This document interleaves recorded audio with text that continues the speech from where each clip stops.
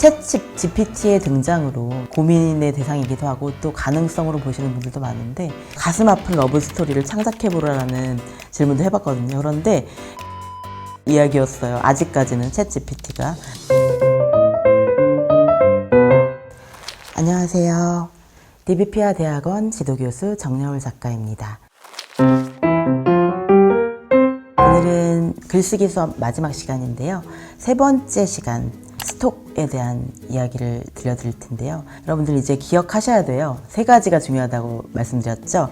첫 번째가 뭐였죠? 스토리고, 두 번째는 뭐였죠? 예민함, 센시티브였고, 세 번째가 스톡, 이야기의 글감 또는 문장, 감성, 그 모든 것들을 쌓아두고 축적하고 메모하고 저장해 두는 것을 스톡이라고 말합니다.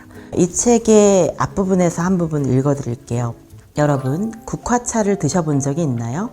따뜻한 물을 부으면 꼬들꼬들 아주 작게 시든 것처럼 보이는 국화가 물속에서 싱싱하고 샛노랗고 아름답게 새로운 꽃으로 피어납니다.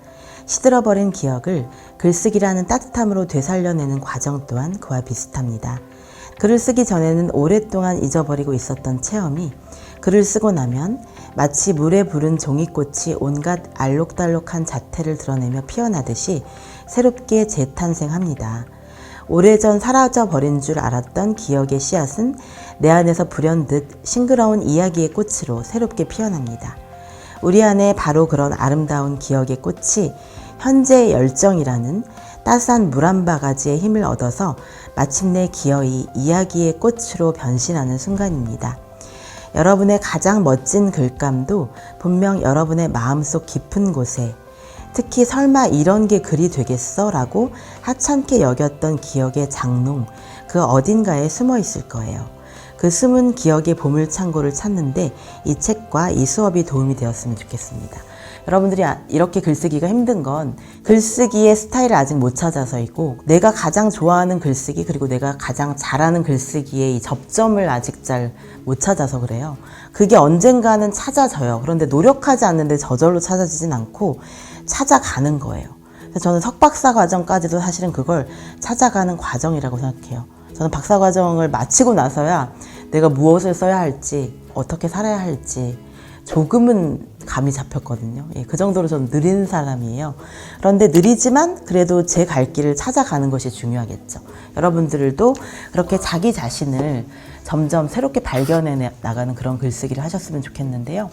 이런 질문도 있네요. 문체가 너무 옛날 느낌이어서 바꿔보고 싶다. 뭔가 좋은 주제나 좋은 문체나 이런 것들을 계속 발견하면서 하는 창조적인 글쓰기를 원하시는 것 같아요. 그 다음 질문은 비판적인 사고력을 어떻게 하면 키울 수 있는가? 이것도 사실은 거의 비슷한 얘기예요. 비판적인 사고력은 창조적인 사고력이거든요. 내가 어떤 것을 봐도 저 사람과 다르게 생각할 수 있는 용기. 근데 그게 용기만 가지고는 안 되고 지식이 필요해요. 그래서 지식이 없는 상태에서, 비판적인 지성이 없는 데서 무조건 다른 사람의 의견을 다르게 반박만 하려고 하니까 공격적이기만 하고 내용은 없는 공허한 글쓰기가 될 수 있거든요. 그래서 그렇게 되지 않기 위해서 저는 사랑이 제일 중요하다고 말씀드리는 거예요. 왜냐하면 비판도 가끔은 필요하지만 내가 정말 사랑하는 것이 있고 그 사랑하는 것을 지키기 위해서 비판하는 것과 세상에 대한 사랑도 대상에 대한 사랑도 전혀 없는 상태에서 그냥 타인을 비판하는 것에 우월감을 느껴서 글을 쓰는 거라면 그건 본인도 언젠가는 즐겁지 않아서 그만두게 될 거예요. 내가 지키고 싶고 사랑하고 싶고 영원히 함께하고 싶은 무언가가 있을 때 인간은 강해질 수 있고 예민해질 수 있고 감수성도 생길 수 있고 열정이 생기거든요. 그래서 여러분들에게 열정을 불어넣을 수 있는 어떤 좋은 연구의 대상, 글감을 꼭 찾으셨으면 좋겠어요. 그 방법이 저에게는 여행과 심리학과 문학이었어요. 문학과 여행과 심리학을 계속 공부하다 보면 결국에는 좋아하는 걸 찾게 돼요. 그리고 내가 잘하면서도 좋아하는 것, 이 두 가지의 교집합을 찾아야 되죠. 그래서 want와 must를 일치시키는 것, 이게 되게 중요해요. 그래서 내가 원하는 것과 내가 해야 하는 것들을 일치시킬 수 있는 방법을 찾는 그 길을 여러분들이 반드시 발견하셨으면 좋겠어요. 그래서 저는 글쓰기는 좋은데 논문은 못 쓰겠더라고요. 이제는 논문을 쓰라고 하면 못 쓸 것 같아요. 그때는 의무감에서 썼지만 지금은 논문에 열정을 느끼기가 어렵거든요. 그래서 에세이가 제일 저한테 맞는다는 것을 알게 되었기 때문에 에세이로 오기까지 그 많은 시간이 필요했던 것 같아요. 여러분들도 저처럼 내가 좋아하는 어떤 글쓰기 장르를 소설이든 시든 에세이든 여러 가지 장르를 실험해 보세요. 장르를 실험해 보면서 그 경험도 축적하는 거예요. 글쓰기의 경험을 계속 축적하다 보면 결국에는 내가 가장 잘하면서도 좋아하는 글쓰기를 찾으실 수 있을 것 같아요. 챗 GPT의 등장으로, 챗 GPT가 요새 또 굉장히 고민의 대상이기도 하고 또 가능성으로 보시는 분들도 많은데, 일선에서 학생들을 가르쳐야 하는 이 강사들, 교수님들 입장에서는 챗 GPT라는 것이 굉장히 고민거리이실 것 같아요. 그래서 제가 생각할 때는 이제 지금 이 순간 1시간 정도 시간을 주고, 많으면 2시간 정도 시간을 주고 현장에서 글을 쓰게 해주시는 것, 이 방법밖에는 없을 것 같아요. 그런데 저도 몇 번 찾아봤는데 뭔가 새로운 걸 알려주지 않았어요. 가슴 아픈 러브 스토리를 창작해보라는 질문도 해봤거든요. 그런데 굉장히 뻔한 이야기였어요. 아직까지는 챗 GPT가. 그러니까 이야기를 창조하는 소설가의 영역을 아직 챗 GPT가 대신하지는 못할 것 같아요. 계속 진화는 하겠지만, 특히 이제 가르치시는 분들의 입장에서 이제는 레포트를 내주고 그걸 가지고 학생들을 평가하기가 굉장히 어려워진 건 분명한 것 같아요. 그러니까 좀 더 표절 없이, 복사해서 붙이기 없이 글 쓰는 그 능력을 보시려면 그 자리에서 현장에서 쓰시게 하는 수밖에 없지 않을까, 이 생각이 듭니다.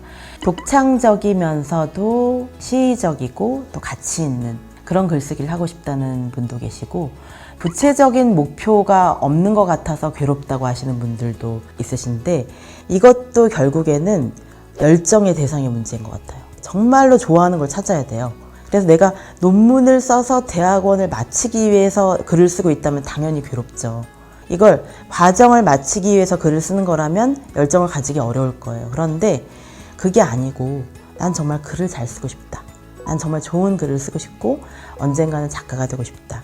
이런 마음으로 접근하셨으면 좋겠어요. 그래서 글쓰기가 여러분들이 무엇이 되기 위한, 어떤 경력을 만족시키기 위한 수단이 되면 재미있을 수가 없어요. 그런데 글쓰기 자체가 목적이면 좋아요.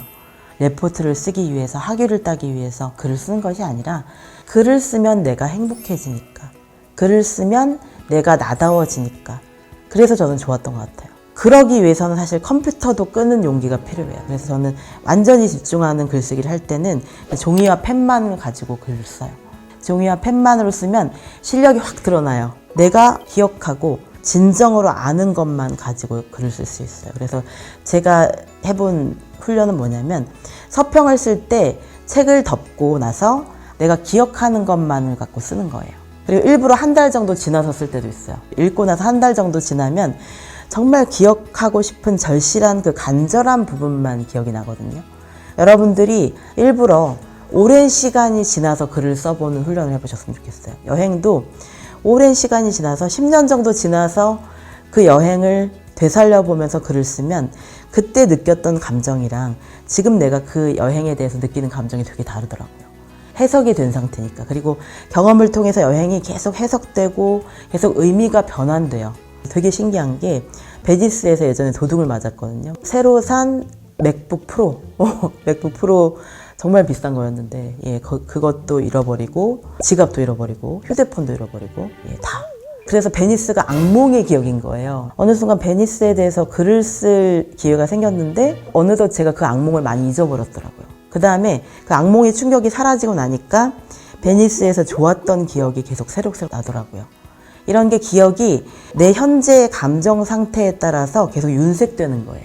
그런 게 인간의 마음이거든요. 그래서 완전히 솔직할 수도 없고, 완전히 그 시간에 똑같이 실시간으로 생각할 수 없어요. 그러니까 기억이 어느 정도 축적이 돼서 여러분들의 마음속에서 전혀 다른 감성으로 꽃이 피어날 때까지 계속 메모를 해주세요. 제가 하는 방식이 뭐냐면, 똑같은 책을 1년에 한 번씩 읽는 거예요. 마치 기념일처럼. 데미안을 1년에 한 번씩 읽거든요, 저는. 때로는 2-3번씩 읽을 때도 있어요. 왜 그러냐면, 데미안이 저의 인생 책이다 보니까 읽을 때마다 계속 감정이 달라져요. 빨강머리 앤도 그래요. 빨강머리 앤도 어릴 때는 빨강머리 앤의 편을 막 들면서 읽었는데, 지금은 마릴라의 입장에서 생각하고 매튜의 입장에서 생각하게 돼요. 다이애나의 입장에서도 생각하게 돼요. 조금 더 넓고 조금 더 풍요로워진 시각에서 새롭게 해석할 수 있는 능력이 생기는 거죠. 여러분들이 이런 훈련을 해보셨으면 좋겠어요. 가장 좋아하는 인생책을 정해서 그 인생책을 매년 한 번씩 서평을 써보세요. 서평이 어렵다면 등장인물에게 편지를 써보세요. 이런 식으로 입장을 바꿔보고 시점을 바꿔보고 그러면 여러분의 감정이 어떻게 변화하는지 작년과 다르게 10년 전과 다르게 지금은 아마 여러분들이 대부분 20, 30대가 대부분이겠죠. 그러다 보니까 나의 경험이 충분히 축적되었다는 생각이 안 드실 거예요. 그런데 나중에 40대가 되고 50대가 되면 훨씬 더 많은 경험이 축적되어서 나라는 존재 자체가 하나의 두꺼운 사전처럼 굉장히 다양한 이야기들을 품어 안고 있는 책이 될 겁니다. 그래서 우리 자신이 그렇게 매혹적인 텍스트가 되어보는 거예요.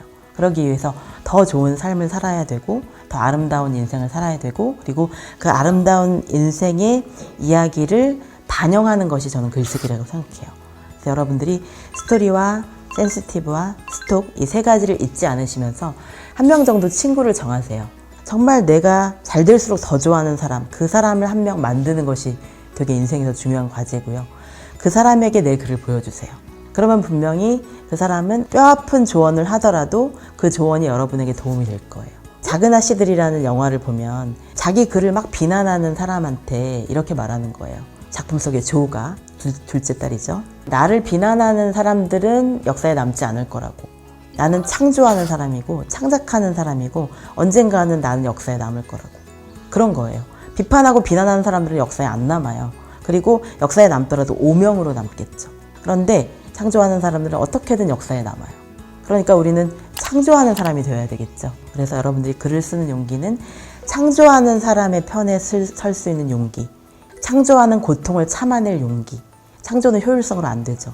내 인생을 던져야 된다는 거예요. 그래서 여러분들이 인생을 던지고 끝까지 쓰는 용기와 함께 남에게 보여주고도 상처받지 않을 용기를 함께 기르셨으면 좋겠습니다. 여러분 감사합니다.